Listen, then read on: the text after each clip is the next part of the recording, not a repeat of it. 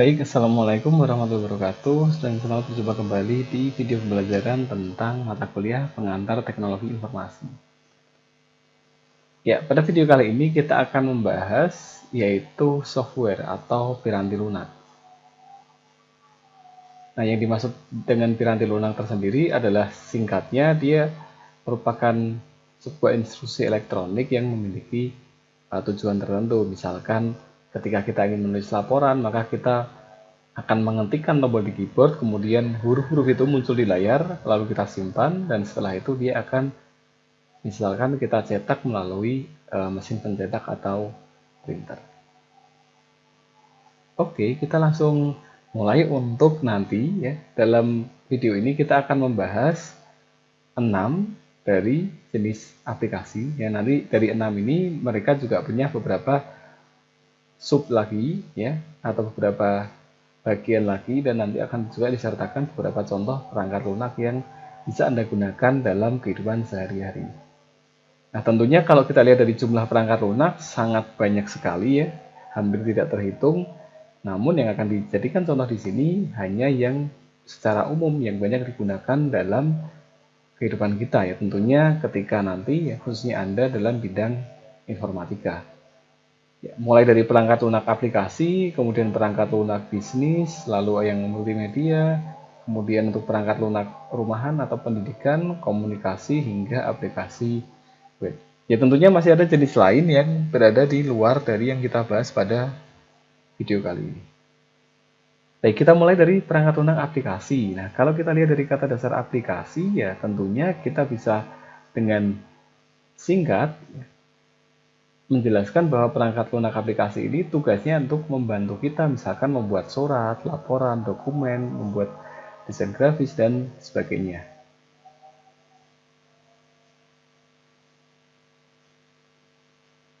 Nah, contoh ya, dari perangkat lunak aplikasi kita bisa gunakan untuk membuat aplikasi bisnis lebih efisien, kemudian membantu proyek kita, mengerjakan pekerjaan rumah, tugas kuliah, dan lain-lain, hingga untuk komunikasi sederhana seperti chatting ya, ataupun aplikasi komunikasi yang lain, misalkan video conference dan yang lain sebagainya. Nah, bentuk perangkat lunak aplikasi sendiri kita bisa ambil contoh. Di sini ada 7 contoh, mulai dari package software, custom, web application, hingga yang terakhir adalah public domain.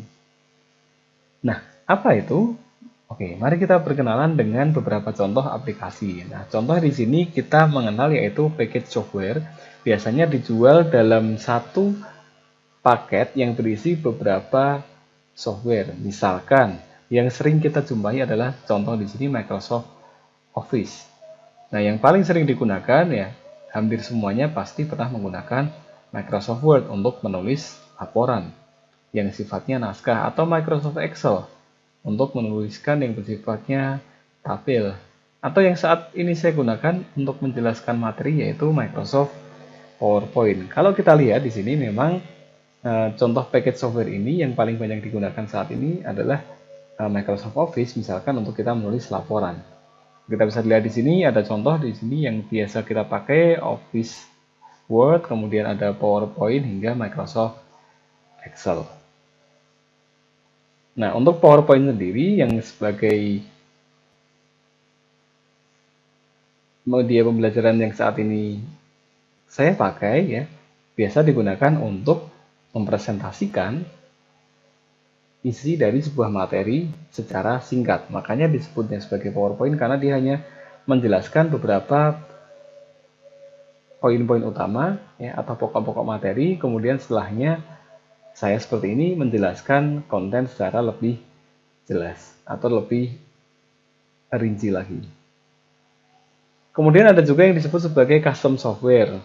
Nah, misalkan dalam sebuah perusahaan tertentu, anggaplah dia bergerak dalam bisnis proses tertentu, misalkan dalam produksi barang atau jasa, yang mana tidak ada perangkat lunak yang khusus atau yang umum, yang menyediakan kebutuhan yang dia akan lakukan, misalkan untuk menyimpan transaksi dia dengan klien, atau untuk menggambarkan proses bisnisnya sampai mana, kemudian untuk menyimpan histori dari transaksinya dan yang lain sebagainya, termasuk misalkan dia ingin membangun software atau website yang mudah diakses oleh rekan atau kliennya. Nah, maka kita bisa meminta misalkan seorang programmer, nih di sini kita minta untuk dia membuatkan satu software khusus yang disebut sebagai custom software untuk membantu kita. Nah, contohnya misalkan di sini kita ingin membuat suatu bisnis, kemudian kita perlu alat bantu untuk mengotomatisasi proses bisnis kita supaya tidak terlalu banyak manusia terlibat atau proses manual terlibat. Maka kita bisa meminta salah satu jasa, misalkan di sini Kissflow.com, kita bisa meminta untuk membuatkan kita software yang sesuai dengan bisnis kita. Ya, tentunya kita tidak perlu banyak menggunakan aplikasi, misalkan untuk membuat laporan kita pakai Word, kemudian transaksi kita pakai Excel, kemudian website kita kembangkan sendiri. Nah, hal seperti itu bisa diselesaikan dengan custom software yang dia memenuhi kebutuhan khusus yang kita inginkan.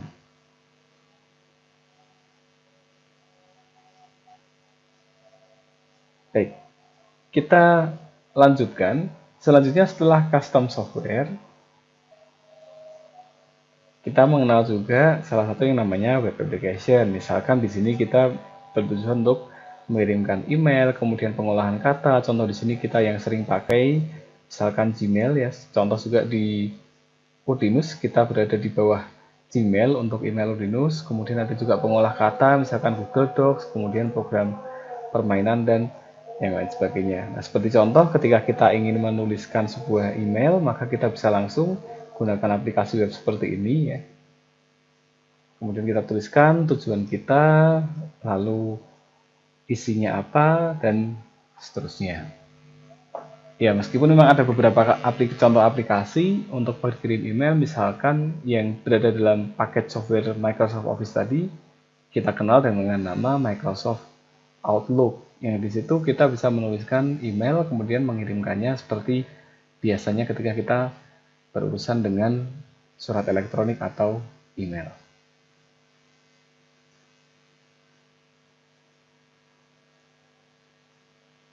Nah, selanjutnya kita juga mengenal yang namanya open source atau perangkat lunak yang sumbernya terbuka. Artinya setiap orang ini bisa ikut mengembangkan, ikut memberikan masukan, dan seluruhnya ini adalah gratis atau tanpa biaya. Contohnya adalah tentunya misalkan kita menggunakan saat ini browser Google Chrome seperti ini. Nah, di sini kita bisa lihat bahwa kalau kita menginstal Google Chrome ya dia tidak ada berbayar sama sekali ya, karena di sini sifatnya dia open source. Jadi kita tidak terikat dengan biaya sedikit pun untuk memakai software ini. Nah, beberapa software open source yang sifatnya adalah misalkan sistem operasi ya. Kita ambil contoh Linux, kita tahu bahwa sistem operasi tersebut dikembangkan oleh sekian banyak orang bersama-sama, berkembang terus ya, hingga saat ini. Ya, termasuk contoh yang sering kita pakai ya, dalam kehidupan sehari-hari yaitu Android. Di situ ada sistem operasi yang open source, siapapun bisa mengembangkannya. Nah, kemudian selain itu ada juga yang disebut sebagai shareware ya. Di sini kita ambil contoh yang teman-teman pasti di sini pernah kan download film, kemudian supaya downloadnya cepat nih saya pakai internet download manager karena di situ juga menyediakan akses gratis ya. Di sini catatannya adalah dia gratis pada masa percobaan atau trial. Nah, kemudian di situ kita ketika ingin mengupdate, kita bisa memperbarui lisensi kita dari yang tadinya gratis menjadi berbayar. Seperti contoh misalkan di sini, ya di sini kita menggunakan Internet Download Manager gratis. Ketika kita ingin mengakses fitur yang lebih lengkap atau ingin menggunakan lisensi yang lebih, ya artinya ingin berbayar, maka kita bisa lakukan misalkan pembayaran melalui website. Maka di situ nanti kita akan melanjutkan proses dan software kita terdaftar menjadi software berbayar. Nah, ini contohnya. Ya, ada beberapa harga yang bisa dipilih untuk sekian perangkat dan sekian waktu. Contohnya satu waktu atau di sini adalah seumur hidup. Untuk satu perangkat, untuk dua atau lebih perangkat.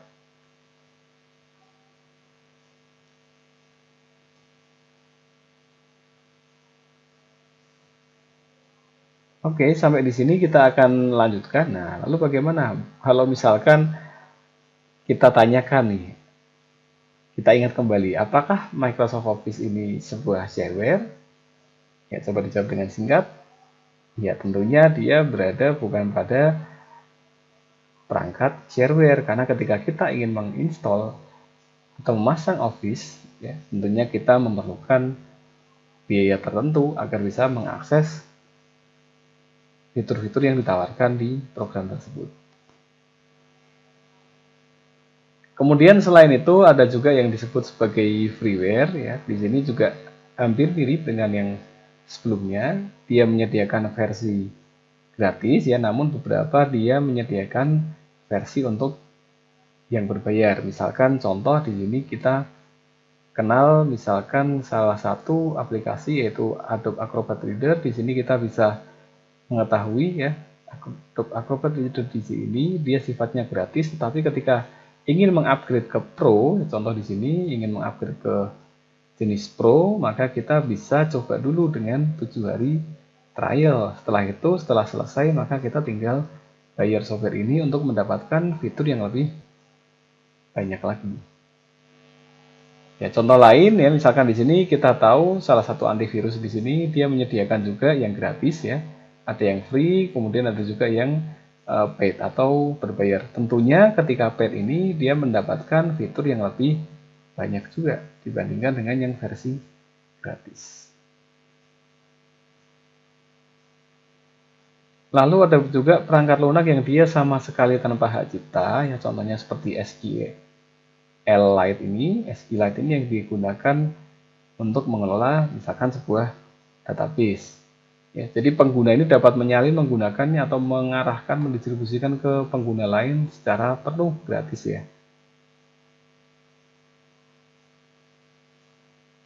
Baik, selanjutnya setelah kita selesaikan perangkat lunak aplikasi, kita akan bergeser sedikit yaitu tentang peranti lunak bisnis.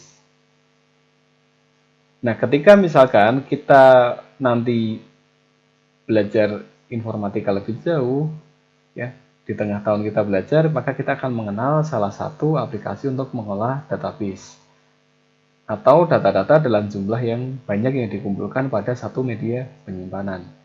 Nah, salah satu bisnis software yang sering dipakai di situ adalah Oracle. Di sini dia bersifat berbayar, ya, paid. Ya, berbeda ketika kita menggunakan SQL, ya, yang mana di sini dia sifatnya free. Nah, tujuannya sama, yaitu untuk mengelola sebuah database. Misalkan kita mempunyai bisnis, kemudian di situ ada database tentang barang, jumlah stoknya, harganya, kemudian berapa yang terjual, lalu kita akan lakukan rekapitulasi selama 1 bulan atau dalam waktu tertentu, dan seterusnya. Nah, satu yang perlu dicatat ketika kita mengatakan bahwa ada piranti lunak bisnis, ini tidak bisa dipisahkan dengan contoh tadi piranti lunak aplikasi. Jadi misalkan kita ambil contoh dalam piranti lunak aplikasi untuk mengelola data angka, misalkan Excel, di situ dia juga bisa dikaitkan dengan aplikasi untuk bisnis. Misalkan dia digunakan untuk merekap satu transaksi dari perusahaan selama satu waktu. Ya, jadi misalkan ada aplikasi X, ya, kita ambil contoh, ya, maka dia bisa saja dimasukkan ke dalam jenis aplikasi satu. Contohnya misalkan, oh, dia masuk ke dalam contoh tadi, misalkan kita ambil, oh, dia freeware, ya. Kita ambil contoh, dia freeware, dia masuk ke dalam freeware. Kemudian selain freeware, dia juga digunakan untuk bisnis. Ya, jadi tidak ada satu kriteria tertentu, misalkan aplikasi X dia freeware atau bisnisnya. Bisa saja dia memang freeware dan sekaligus untuk bisnis, misalkan SQL. Lalu ada juga yang berbayar, misalkan contoh Oracle dia berbayar, kemudian untuk mengelola database atau mengelola bisnis atau untuk tujuan yang lain. Nah, contoh di sini kita bisa lihat untuk mengolah sebuah dokumen, kita kenal salah satu produknya Microsoft yaitu Microsoft Word. kalau kita lihat kembali, selain dia masuk ke dalam aplikasi perangkat lunak bisnis, ya, dia juga bisa digunakan sebagai jenis untuk aplikasi yang dia sifatnya adalah tadi ya package. Atau bisa juga dia dikategorikan sebagai pengelola dokumen.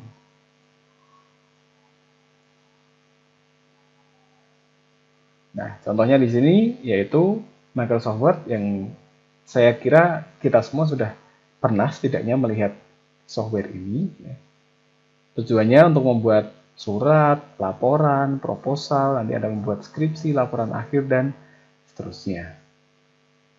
Kemudian ada juga yang memungkinkan untuk mengatur dokumentasi atau data-data secara baris dan kolom atau secara tabel yang biasa disebut sebagai spreadsheet. Di sini contoh produk yang biasa digunakan, salah satu produknya Microsoft adalah Microsoft Excel.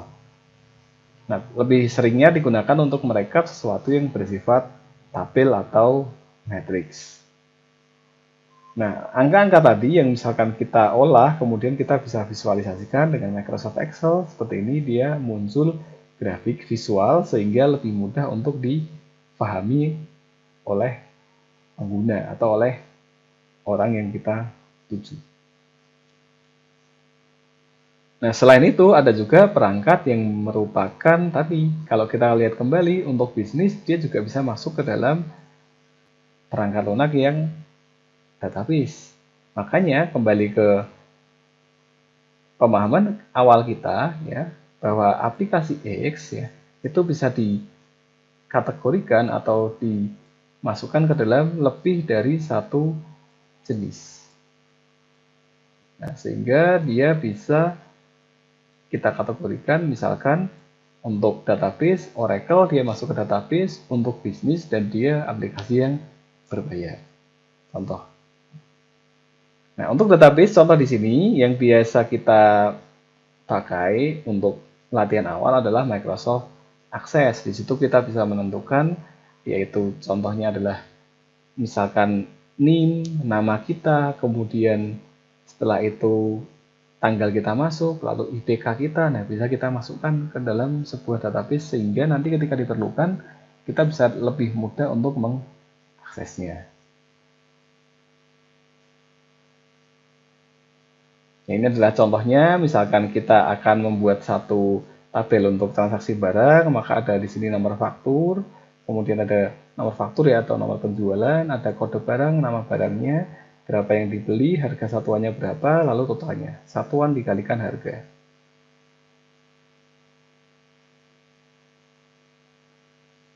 Nah, lalu tadi masih sama ya, yang kita pakai saat ini yaitu PowerPoint yang biasanya digunakan untuk mempresentasikan materi.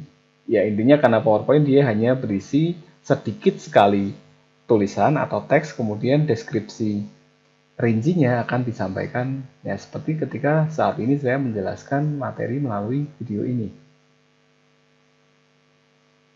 Kemudian ada juga yang sering disebut sebagai business software suite ya. Dia masuk ke dalam kategori perangkat bisnis ya. Contoh di sini adalah Google Docs ya. Di sini kita bisa lihat bahwa Google Docs itu kita bisa langsung mengaksesnya melalui sebuah website seperti yang kita contohkan sebelumnya. Misalkan di sini kita akan panggil Google Docs, maka nah saat itu pula kita bisa langsung menuliskan naskah atau laporan dan otomatis tersimpan di penyimpanan cloud ya atau penyimpanan daring atau penyimpanan awan. Nah, bisa dimanapun, bisa terkoneksi dengan internet akun ya. Nah, sehingga saat ini pembagian software itu sudah sangat dinamis ya. Kita bisa mengelola dokumen melalui perangkat lokal, misalkan di laptop atau komputer kita dengan Microsoft Word, kita juga bisa mengelola secara bersama-sama melalui jaringan internet menggunakan contoh di sini yaitu Google Docs. Tampilannya nanti akan ada seperti ini, dokumen kali, kemudian isinya apa, lengkapi, atau kita bisa edit, atau kita bisa hapus, sesuai dengan tujuan kita dalam menggunakan aplikasi ini.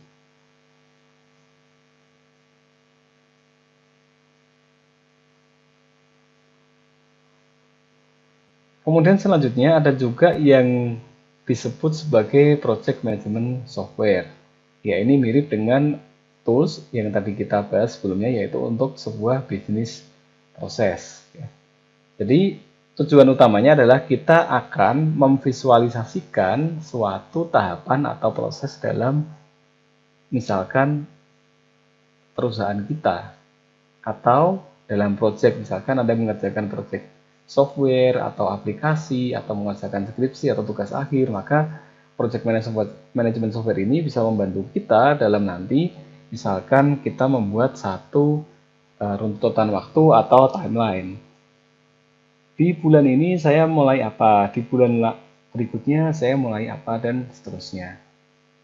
Nah, perangkat lunak ini kembali tujuannya adalah kita adalah sebuah tahapan besar atau yang lebih dikenal dengan istilah project. Nah, contohnya di sini kita bisa lihat di sini contohnya ada proposalnya 12 hari, kemudian akhirnya itu dibutuhkan waktu 8 hari, kemudian siapa yang ini ya, contoh lihat ya, waktunya ya, di sininya setelah itu, siapa yang bertanggung jawab menjalankan tugas. Nah, dalam bisnis tentunya tidak lepas dengan kita menggunakan software untuk akuntan, untuk pendapatan kita atau uang buat. Kita bisa olah jumlah bukan di sini otomatis kan software yaitu Microsoft Excel, ya tentunya bisa. Ya, tapi Excel itu secara trik ya, mengelola transaksi keuangan. Lalu ada juga untuk memanage satu dan lalu double dokumen atau PDF saat ini sudah ya hanya bahkan satu di dokumen portable dokumen ini kita hanya dimungkinkan untuk misalkan kita membaca, melihat, menambahkan catatan kecil atau anotasi pada dokumen tersebut. Nah, selanjutnya kita juga akan berkenalan dengan Enterprise Computing Software. Nah, tujuannya ini biasanya secara umum ya, bisa dilihat contoh di sini, yaitu untuk misalkan akuntansi, keuangan, pengembangan produk, manufaktur, dan yang lain sebagainya. Ya tentunya sesuai dengan namanya komputer, perusahaan hasil akun. Nah, misalnya contoh, ini kita mengajar yang satu software mengelola atau mengkomputasikan data-data yang ada dalam sebuah perusahaan atau instansi. Misalkan di sini ya, kita bisa lihat pekerjaan yang berjalan ada berapa, kemudian setelah itu kita juga bisa lihat apa yang terjadi 24 jam terakhir, dan beberapa fungsi lainnya. Ya selain tentunya kalau kita menyebut Oracle, dia akan sangat kental dengan aplikasi untuk mengelola sebuah database. Nah, data-data tadi bisa ditampilkan ulang ya untuk menghasilkan visualisasi seperti ini sehingga bisa membantu kita untuk melihat kira-kira beban prosesnya sudah seberapa jauh. Kemudian tahapan yang kita capai sampai mana dan seterusnya.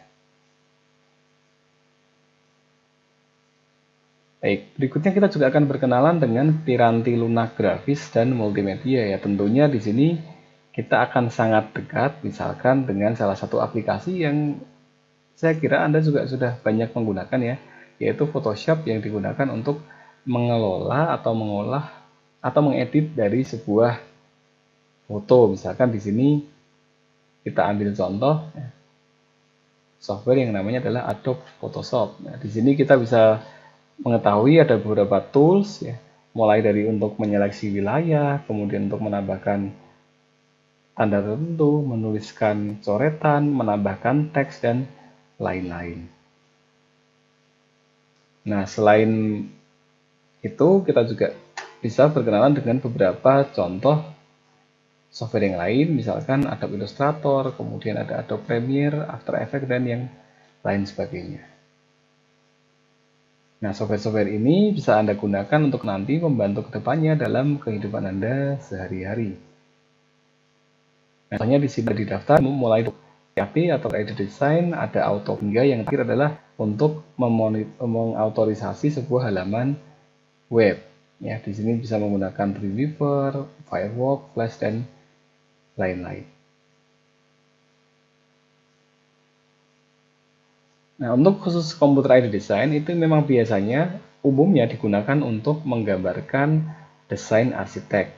Atau misalkan kita ingin menggambarkan desain rumah, ruangannya ada berapa, luasnya berapa. Nah, ini yang biasa digunakan untuk tujuan tertentu. Atau merancang misalkan sebuah kendaraan, komponennya, kemudian bentuknya, kemudian hubungan antar komponen hingga tercipta satu sistem kendaraan secara utuh. Lalu ada juga perangkat bawaan dari salah satu sistem operasi ya, yaitu Windows. Di situ ada perangkat bawaan yang kita juga banyak mengenal di sini ya.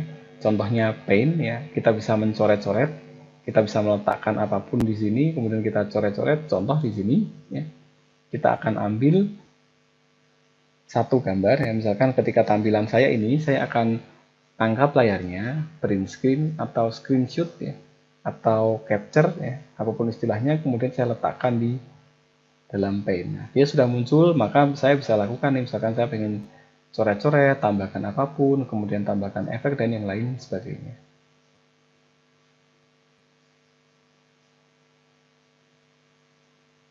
Baik, kita akan lanjutkan untuk foto editing software ya, seperti kita ketahui tadi, kita sudah kenal, yaitu contohnya adalah Adobe Photoshop. Di situ kita bisa mengcrop, mengedit, kemudian menambahkan kecerahan dan lain-lain.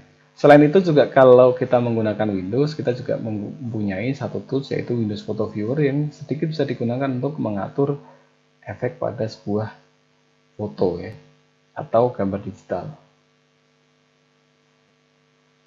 Oke, kita lanjutkan untuk materi yang selanjutnya yaitu software atau piranti lunak untuk pengguna rumahan atau pendidikan. Nah, contohnya di sini kita bisa gunakan untuk misalkan mengedit sebuah foto sederhana, misalkan kita bisa menggunakan Picasa ya, yang beberapa yang bisa kita kenal, atau di sini kita bisa email untuk Yahoo atau Google atau yang lainnya. Untuk melihat foto bisa kita gunakan Windows Live Photo Gallery ya, yang bawaan Microsoft dan beberapa aplikasi yang lainnya. Nah, ada juga yang untuk aplikasi pendidikan, kita akan bahas lebih lanjut ya. Di sini ada yang biasa kita gunakan untuk edit suara dan video atau video audio editing software. Nah, contoh yang saat ini saya gunakan untuk merekam video ini ya, kita bisa ambil contoh misalkan di sini satu perangkat lunak yang namanya Camtasia. Nah, di sini kita bisa melihat, kita bisa merekam tampilan dari layar, kemudian nanti akan muncul di sini track ya, atau rekaman pada lapisan keberapa, seberapa lama, nanti kita bisa tambahkan juga di sini, nanti di track yang lain, dan selanjutnya kita bisa upload ya, kita bisa ekspor dalam bentuk yang lain, kemudian kita bisa publikasikan ya. Tentunya ini salah satu software untuk menangkap dan mengedit hasil tangkapan layar yang berupa video dan juga suara yang kita sampaikan seperti ini. Ya, contoh yang lain kita bisa kenal yaitu Windows Live Movie Maker ya, untuk kita mengedit sebuah video, misalkan kita rekam, kemudian kita potong, kita gabungkan, kita tambahkan efek dan yang lain sebagainya. Ada juga yang biasanya kita pakai untuk kegiatan sehari-hari, misalkan Anda ingin bepergian, kemudian nggak tahu alamatnya, kemudian pakai Google Maps. Ketika di Google Maps bingung, ini jalannya benar atau enggak ya? Nah, kita bisa lebih lanjut lagi, misalkan menggunakan contoh di sini adalah Google Street View, di mana kita bisa melihat gambaran visual dari lokasi tempat kita berada. Nah, misalkan di sini kita ingin ke Udinus, kemudian kita bisa lihat, oh di jalan ini sudah benar karena di situ terdapat, nah kampus Udinus berarti benar. Nah, dengan menggunakan seperti ini dalam kehidupan sehari-hari kita bisa lebih mempermudah dari proses pencarian alamat ya. Jadi kita lihat dulu, oh kalau jalan ini di pertigaan ini atau di persimpangan ini nanti acuannya atau patokannya adalah ada sebuah lampu lalu lintas atau ada gedung tertentu, sehingga kita tidak hanya terpaku pada titik lokasi di peta.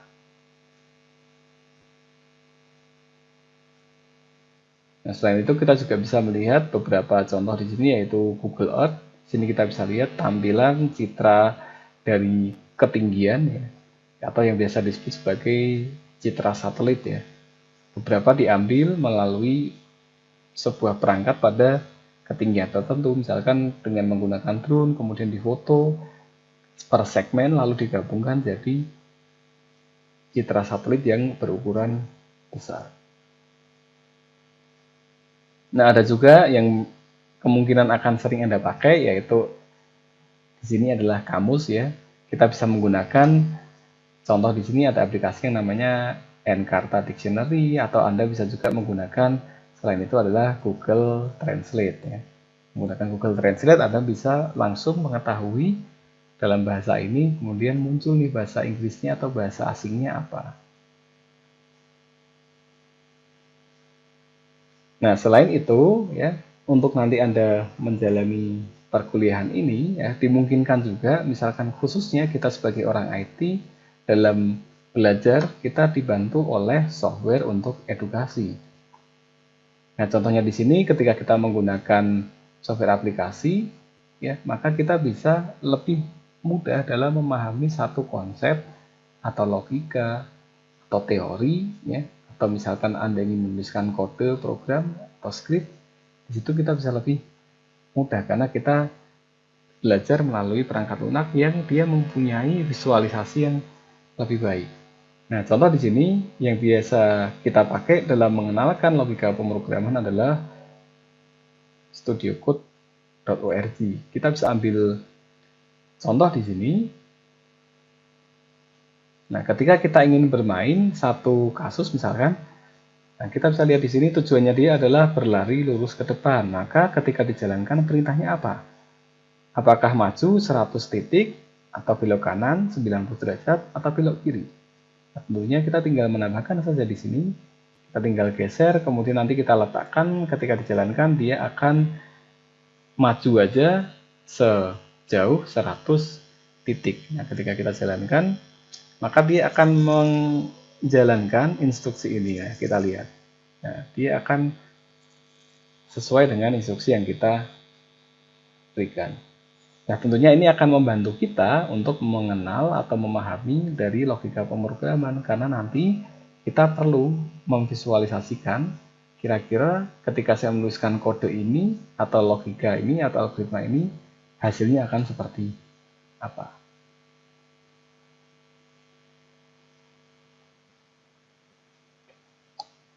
Nah, selanjutnya kita juga akan berkenalan ya, tentunya aplikasi software komunikasi kita tidak perlu lagi membahas lebih banyak ya, karena Anda sudah sering menggunakan ya, seperti browser, kemudian email, instant messaging atau chatting ya, seperti WhatsApp ya. Itu sudah sangat familiar dengan kita, tujuannya adalah untuk komunikasi. Nah, dan terakhir kita akan membahas tentang alat bantu pembelajaran dan juga aplikasi website. Nah, contohnya di sini kita bisa mencari ya, misalkan untuk pembelajaran, nah kita nggak tahu nih fungsi-fungsi softwarenya apa. Nah, maka kita bisa menggunakan yang paling gampang, menggunakan help. Nah, ini yang biasanya sering terlewat ketika kita menginstal, memasang, atau membuka, atau menggunakan software. Kita kebingungan lah bagaimana caranya, padahal di situ ada satu fitur yang seharusnya kita baca untuk mempelajari atau memahami aplikasi itu secara utuh, yaitu entah namanya help ataupun yang biasa disebut juga sebagai manual ya, manual book atau guidance atau tutorial. Nah, biasanya help ini memang seringnya diabaikan ya, karena merasa bahwa saya akan coba nih, saya asal klik-klik nanti kan dia juga paham ya. Nah, biasanya itu.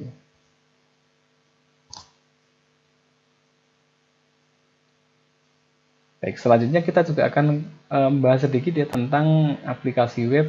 Contoh di sini ya, dia adalah britannica.com, dia untuk reference, ada dictionary.com ya, sama juga dia untuk kamus, kemudian ada Gmail untuk email, Google Docs ya, ini untuk kita mengelola dokumen, Google Earth dan Google Map ya, untuk kita memetakan tempat atau jalan-jalan dan yang lainnya.